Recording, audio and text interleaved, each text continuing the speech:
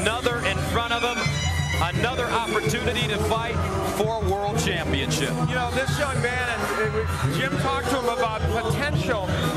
The fact of the matter is, he has not yet won a world championship, so tonight is so important to him. Along with this tournament, he's got to make that potential a reality. You're absolutely right, Al. I mean, we've seen a lot of young fighters come and go at this level and get turned away. We'll see if he has what it takes to take the next step up.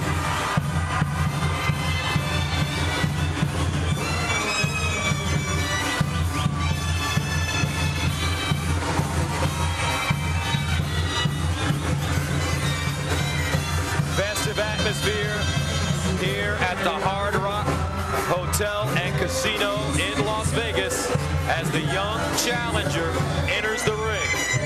And a lot of fans here from Southern California who've taken the trip into the Hard Rock. They'll have a lot of support here today. And now the keys to victory for Abner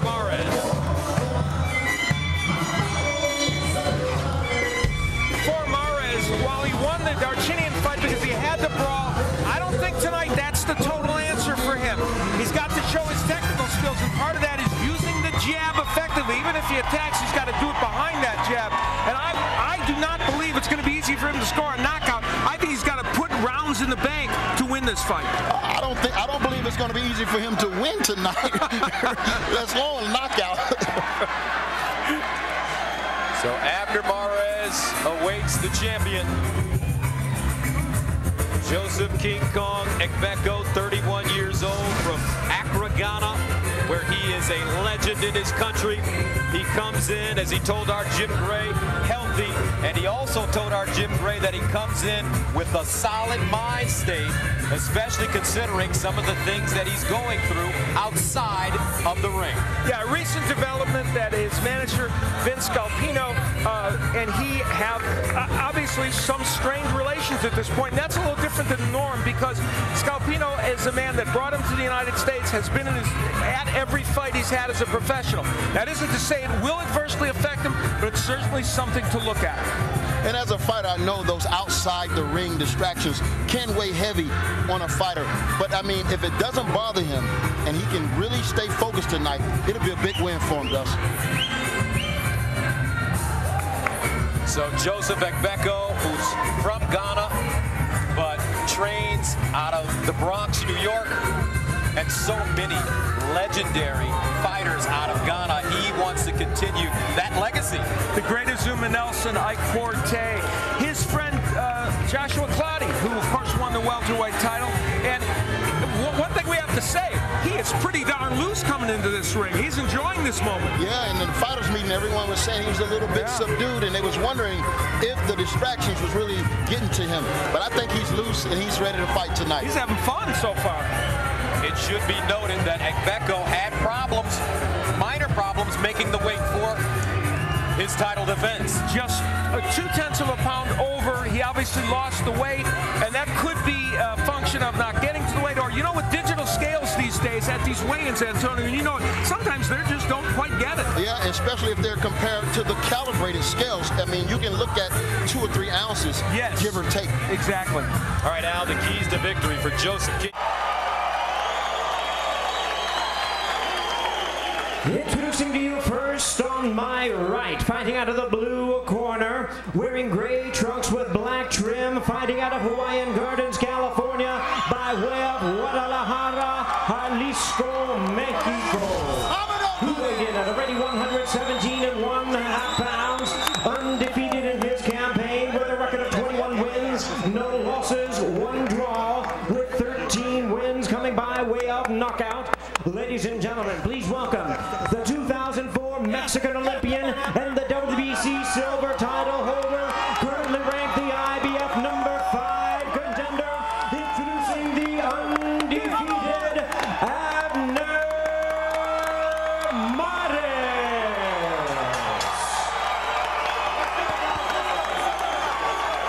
and his opponent across the ring, the defending world champion. On my left, fighting out of the red corner, wearing yellow trunks with red and green trim, fighting out of the Bronx in New York by way of Accra, Ghana. He weighed weighed in at the limit of 118 pounds with a record of 28 wins, 2 losses. He has 22 wins coming by way of knockout. Ladies and gentlemen, please welcome the 2-time and current IBF Bantamweight Champion of the World, Joseph King Kong Agbeko.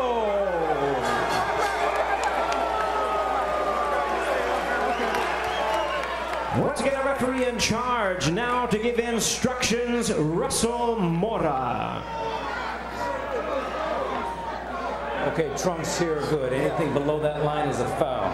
Trunks here are good. Anything below that line is a foul. Gentlemen, we went over the rules in the dressing room, so you know that I expect a clean fight. I want to remind you, protect yourself at all times. Obey my commands at all times. God bless. Touch up. So Abner comes into this fight with an opportunity to fulfill his potential and win his first world championship, but it will not be easy against the veteran who ironically is the underdog. Joseph Agbeko, the champion, is a 2-to-1 underdog in this fight. That's pretty amazing when you think about it, but it speaks to the fact that betting odds don't happen necessarily because someone is going to win. It's where the betting goes. Round 1. 12 rounds, bantamweights, 118 pounds. Joseph Agbeko's IBF World Championship on the line, as well as the Showtime Bantamweight Tournament title as well for both these men.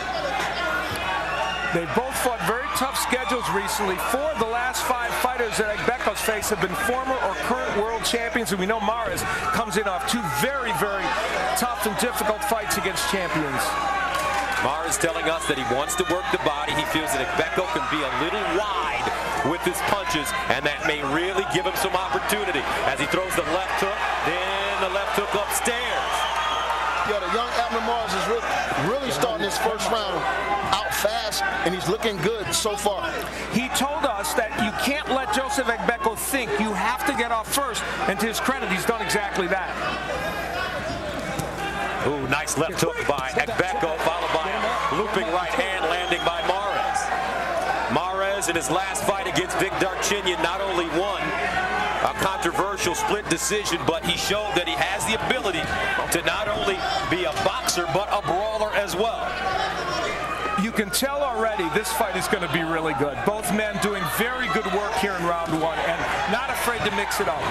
Another low blow by Mares. You know, he had a point deducted against Darchinyan. He better watch it or it will happen here again. Wow. Mares, straight right hand landing, backs Agbeko up against the ropes. Mares working quickly. He also told us that he's got to be first. He can't let Agbeko think about things, and there's a low blow again. Third one in round 1. But Antonio, he said he had to be first. I mean, you know what? Obviously, that he has a game plan, and he's executing it really well tonight. He's landed about 3 or 4 straight right hands. In that fight against Vic Darchinyan, not only was Mares deducted a point for a low blow, he suffered a hairline cut, another left hook, right hand, looping right hand by Mares, putting together his punches, straight right hand.